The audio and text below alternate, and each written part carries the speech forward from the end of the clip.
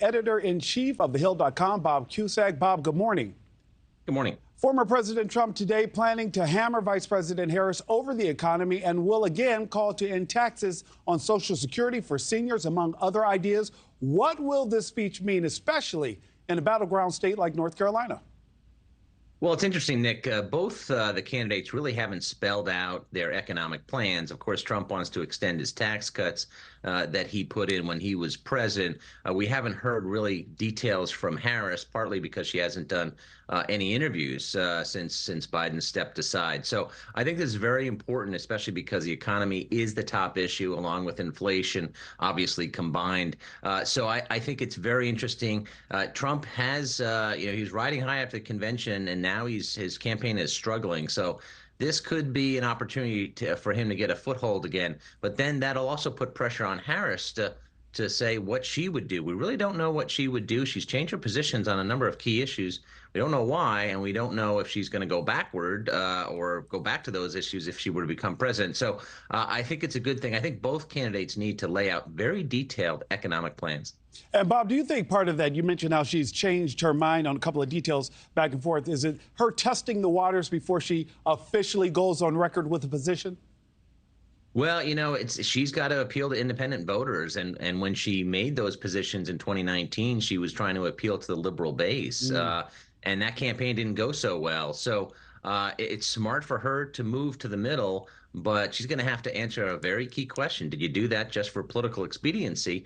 What are your true beliefs? What are your true ideologies? The left is okay with her, it seems, even though she's shifted to the center. But that could change.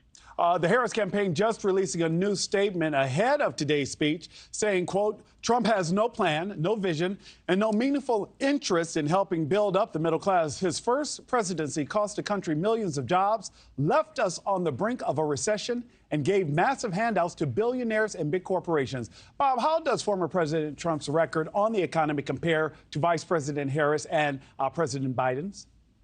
Well, certainly Harris is getting more credit than Biden did, even though obviously she's part of the administration. So that's what Republicans are saying. It's like, wait a minute, just because you change candidates doesn't mean inflation has just completely disappeared. So that's something. But when you look at the polls, people were satisfied on the economy when Trump was president. So that's where he has the advantage. He has the advantage, honestly, on most policies, including immigration. Obviously, Harris has abortion. And that's why a lot of Republicans are telling Trump, stop talking about race, stop talking about crowd size. Talk about policy issues. That's where you win. The other issues are not going to get you votes. Bob, how do you rein in a 78-year-old former president who believes he knows the best way to message his message? Axios is reporting this morning, however, that the Harris campaign is editing news headlines in Google search ads, giving the titles a pro-Harris spin. Now, Google says the ads don't violate policy because they're labeled as sponsored links. Is this practice fair, or does this spread misinformation, Bob?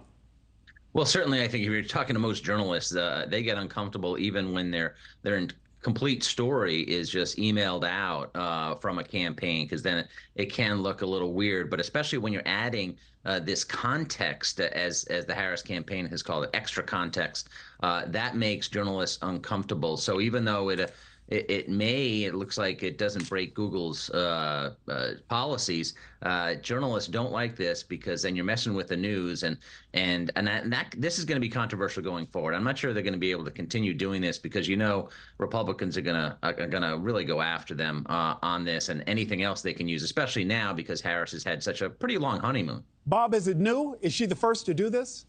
No, other campaigns have done it. It's not the first time it's been done, but there's obviously more of a focus on this, and we haven't seen the Trump side do this. Bob Cusack, thanks so much, sir.